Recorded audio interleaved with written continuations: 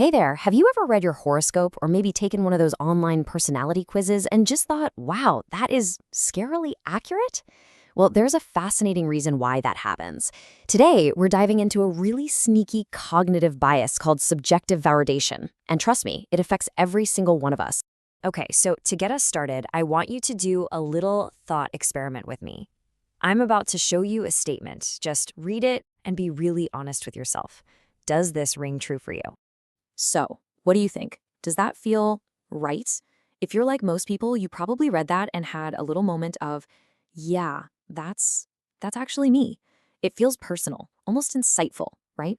Just kind of hold on to that feeling for a minute.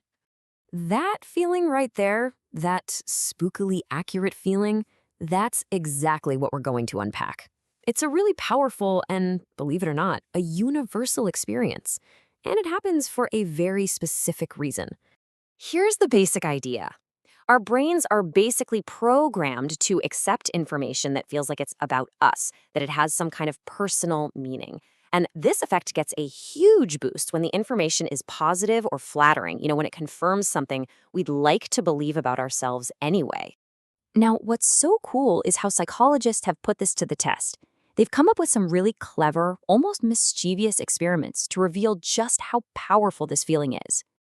Take a look at this number, 94%. Just let that sink in for a second. That seems incredibly high, right? What in the world do you think that represents? Well, get this. That's the percentage of people in a famous French study who said that their free, personal horoscope was very accurate. We're talking an overwhelming majority of people who felt like it absolutely nailed their personality. But here's the catch. This is where the trick is revealed. A psychologist named Michael Gauquelin offered this free horoscope to thousands of people who read his newspaper column. The twist? Every single person, it didn't matter if you were a Leo, a Virgo, whatever, got the exact same horoscope. And if that wasn't mind-bending enough, here's the real bombshell. That very accurate horoscope that 94% of people related to, it was the actual birth chart of Dr. Marcel Petiot, a convicted serial killer who was responsible for the deaths of 63 people. Just wow, right?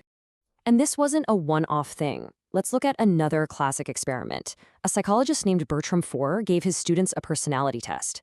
But then, instead of giving them unique results, he gave every single student the same generic personality sketch, filled with these vague, positive statements. The result? They rated its accuracy at an average of 4.26 out of a possible 5. That's incredibly high. Okay, so we've seen the trick in action. We know this works. But the real question is, why? Why does it work so well on us? What is happening inside our brains that makes us fall for this every single time? Well, it all comes down to a kind of personal filter. This whole phenomenon has an official name: subjective validation. It's basically the tendency we have to see a statement as true if it has some kind of personal meaning for us. We end up creating a connection between two totally unrelated things, like a vague sentence and our own life, because our brain really, really wants that connection to be there. So why do we do this? Well, it's kind of like a perfect storm of our mental programming. We are fundamentally meaning-seeking creatures. We're built to find patterns, even in randomness.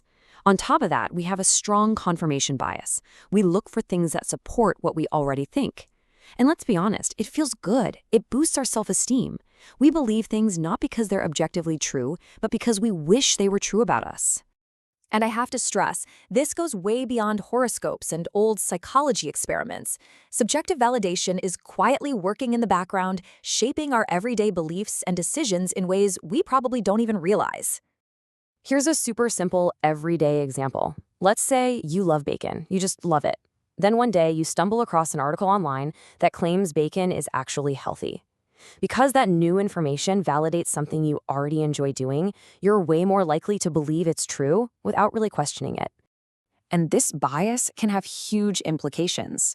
In fact, many experts believe it's the primary engine behind most reports of paranormal phenomena. Think about it. A random creak in an old house becomes the ghost of a long-lost relative because our desire to believe in something more creates that personal connection out of thin air. Now, after hearing all this, it's pretty easy to feel a little, foolish. You might be thinking, man, have I been falling for this my whole life? But listen, the point of understanding this isn't to feel gullible. It's actually about empowerment. It's about giving you a new tool to think more clearly. Here's the most important takeaway. Simply by learning what subjective validation is, you've already started to weaken its power over you.